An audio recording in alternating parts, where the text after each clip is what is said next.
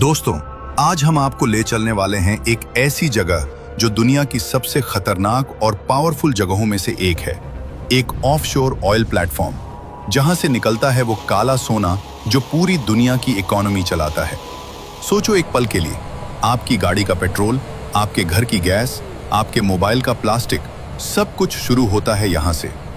लेकिन क्या आपने कभी सोचा है कि ये तेल जमीन के नीचे से निकल के आपके हाथ तक कैसे पहुंचता है? वो प्रोसेस इतना कॉम्प्लेक्स है, इतना डेंजरस है और इतना अमेजिंग है कि देखकर आपकी आंखें खुली की खुली रह जाएंगी।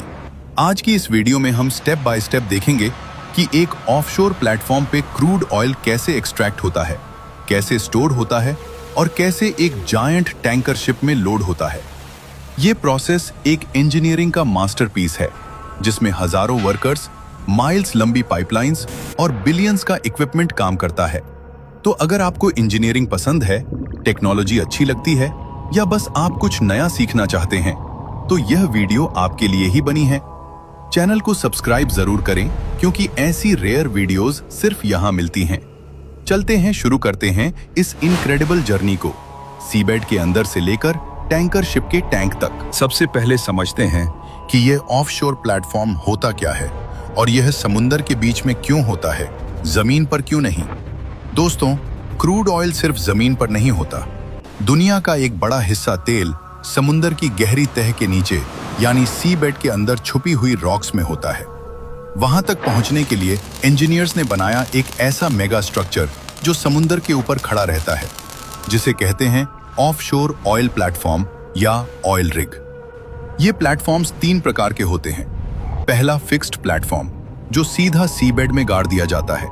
दूसरा फ्लोटिंग प्लेटफॉर्म, जो पानी पे तैरता है मगर एंकर्स से टिका होता है। और तीसरा FPSO यानी floating production storage and offloading vessel, जो एक फ्लोटिंग फैक्ट्री की तरह काम करता है। इनकी हाइट 300 से 600 फीट तक होती है, मतलब यह कुतुब मीनार से भी ऊंचा होता है। एक बड़े प्लेटफॉर्म पे 200 से 500 वर्कर्स रहते हैं, जो 24 घंटे 7 दिन काम करते हैं। इनके पास hospital, helipad, gym, dining hall सब कुछ होता है, क्योंकि यह लोग महीनों तक घर नहीं जा सकते। ये प्लेटफॉर्म्स इतने स्ट्रांग होते हैं कि 30 मीटर ऊंची वेव्स और कैटेगरी 5 तूफान भी इन्हें हिला नहीं सकता। एक ऑफशोर प्लेटफॉर्म बनाने में 5 से 10 बिलियन डॉलर लगते हैं। सोच लो कितना बड़ा इन्वेस्टमेंट है ये। और इसके बावजूद यह एक जरूरी काम करते हैं जो पूरी दुनिया की एनर्जी नीड पूरी करता है। अब आते हैं सबसे एक्साइटिंग पार्ट पे, ड्रिलिंग, यानी जमीन के अंदर तेल ढूंढना और उससे ऊपर लाना। ये प्रोसेस शुरू होता है एक स्पेशल मशीन से, जिसे कहते हैं रोटरी ड्रिल। इसका ड्रिल बिट एक तेज डायमंड या टंगस्टन कार्बाइड का बना होता है, जो पत्थर जैसे हार्ड रॉक्स को भी काट सकता है। ड्रिल बिट को घुमाने के लिए ऊपर एक बड़ी मशीनरी लगाई जाती है, जिसे डेरिक कहते हैं। ये वो लंबा टावर होता है जो आपने प्लेटफॉर्म्स की तस्वीर में देखा होगा। ड्रिलिंग करते वक्त एक स्पेशल लिक्विड नीचे भेजा जाता है, जिसे ड्रिलिंग मड कहते हैं। ये कोई एक्चुअल कीचड़ नहीं होता, बल्कि यह एक इंजीनियर्ड केमिकल मिक्सचर होता है जो रॉक्स को ठंडा रखता है, ड्रिल बिट को लुब्रिकेट करता है और प्रेशर कंट्रोल करता है। ड्रिलिंग 1000 से 5000 मीटर की गहराई तक होती है। पहले समुंदर का पानी क्रॉस करो, फिर सी बेड की रॉक्स और फिर 3 अलग जियोलॉजिकल लेयर्स के ऊपर से गुजरो, तब मिलता है वह रिजर्वायर जहां तेल है। जब ड्रिल ऑयल रिजर्वायर तक पहुंच जाता है, तो एक बड़ा डेंजर होता है, ब्लोआउट। जब अंडरग्राउंड प्रेशर इतना ज्यादा होता है कि तेल और गैस कंट्रोल के बाहर आ जाते हैं। इसे रोकने के लिए प्लेटफॉर्म्स पे लगता है BOP यानी ब्लोआउट प्रिवेंटर। यह एक मैसिव वाल्व सिस्टम होता है जो इमरजेंसी में पूरी वेल को बंद कर सकता है। 2010 में डीप वाटर होराइजन में यही BOP फेल हुआ था और दुनिया का सबसे बड़ा ऑयल स्पिल हुआ था। एक वेल को ड्रिल करने में 60 से 100 दिन लगते हैं और एक प्लेटफॉर्म में एक साथ 20 से 40 वेल्स ड्रिल हो सकती हैं, अलग अलग एंगल्स पे। जब वेल तैयार हो जाती है, तो शुरू होता है एक्सट्रैक्शन का प्रोसेस, यानी तेल को जमीन के अंदर से ऊपर खींचना। और यहाँ एक इंटरेस्टिंग बात है, बहुत बार तेल को पंप नहीं करना पड़ता, क्योंकि अंडरग्राउंड इतना ज्यादा प्रेशर होता है कि तेल खुद ऊपर आ जाता है। इसे कहते हैं नेचुरल फ्लो। जैसे एक सील्ड बॉटल को खोलो तो पानी खुद बहने लगता है।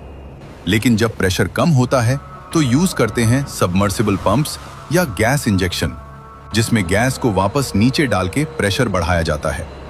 अब प्रॉब्लम यह है कि जो लिक्विड ऊपर आता है वो सिर्फ क्रूड ऑयल नहीं होता, उसमें मिक्स होता है पानी, नेचुरल गैस, सैंड और केमिकल्स।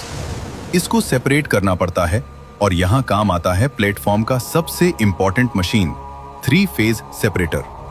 ये एक हॉरिजॉन्टल ड्रम जैसा होता है जिसमें ग्रेविटी और प्रेशर का यूज करके 3 चीजें अलग हो जाती हैं।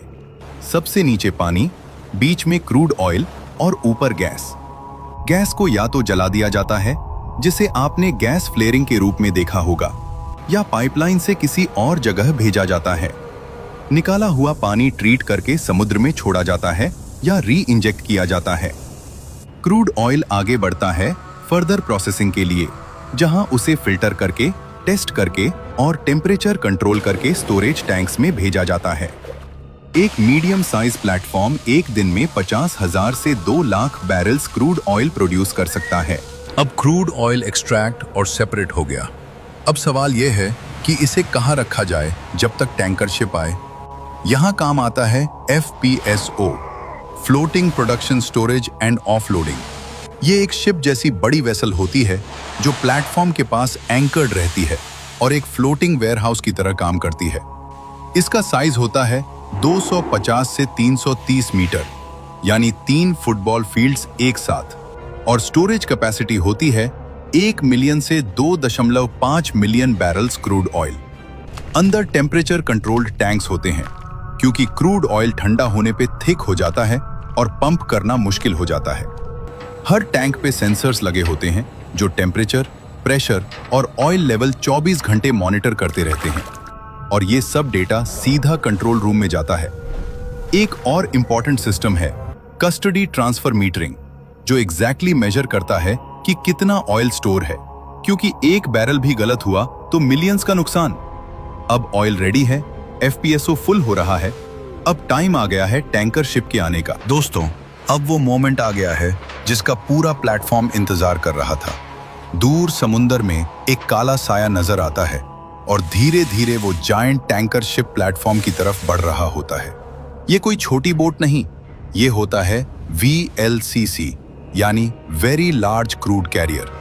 330 मीटर लंबा, 60 मीटर चौड़ा, मतलब एक छोटे मोहल्ले जितना बड़ा अकेला जहाज। टैंकर कैप्टन और प्लेटफॉर्म कंट्रोल रूम के बीच कांस्टेंट रेडियो कम्युनिकेशन होती है। स्पीड, डायरेक्शन, विंड, करंट सब कैलकुलेट होता है, क्योंकि एक जरा सी गलती और कैटास्ट्रोफिक एक्सप्लोजन। टैंकर को सही पोजीशन पर लाने के लिए आते हैं स्पेशलाइज्ड मरीन पायलट्स, जो सिर्फ यही एक काम करते हैं पूरी जिंदगी। फिर शुरू होता है मूरिंग। थिक स्टील रोप से टैंकर को FPSO से बांधा जाता है। एक एक रोप का वेट 100 किलोग्राम प्रति मीटर, ताकि वह बिल्कुल हिले नहीं। आखिर में टैंकर और FPSO के बीच कनेक्ट होती है एक बड़ी फ्लेक्सिबल पाइप, कार्गो होज। यही वह मेन कनेक्शन है जिससे तेल एक वेसल से दूसरी में जाता है। इस पूरे डॉकिंग में 4 से 6 घंटे लगते हैं, क्योंकि समुंदर पर कोई मिस्टेक सेकंड चांस नहीं देती। अब आ गया है इस पूरी वीडियो का सबसे epic moment, crude oil loading. जब वो काला सोना FPSO के टैंक से निकलता है और टैंकर के अंदर जाता है। कंट्रोल रूम से सिग्नल जाता है और मैसिव पंप्स स्टार्ट होते हैं। 5000 हॉर्स पावर के पंप्स, जो 1 घंटे में 50,000 बैरल्स यानी 80 लाख लीटर तेल एक वेसल से दूसरी में डाल देते हैं। पूरी लोडिंग में 24 से 48 घंटे लगते हैं। कोई स्पार्क नहीं, कोई फ्लेम नहीं।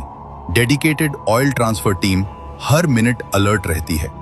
जब सारे टैंक्स फुल हो जाते हैं, हर एक लीटर का हिसाब होता है और डॉक्यूमेंट्स साइन होते हैं जो बिलियंस डॉलर्स का ट्रांजैक्शन कंप्लीट करते हैं। फिर मूरिंग लाइंस खुलती हैं और वो जायंट टैंकर धीरे धीरे होराइजन की तरफ बढ़ जाता है, भारी, तेल से लदा, दुनिया की जरूरत लेकर। वो टैंकर अब रिफाइनरी की तरफ जा रहा है, जहां से बनेगा आपका पेट्रोल, डीजल, प्लास्टिक और मेडिसिन्स। तो दोस्तों, अगली बार पेट्रोल पंप पे एक पल रुक के सोचना उन हजारों वर्कर्स के बारे में जो समुंदर के बीच रात दिन काम करते हैं ताकि आपकी दुनिया चलती रहे। अगर आप डेली लाइफ में क्रूड ऑयल से बनी चीजें यूज करते हैं तो कमेंट में लिखें क्रूड ऑयल। अगर वीडियो पसंद आई तो लाइक, शेयर और सब्सक्राइब जरूर करें।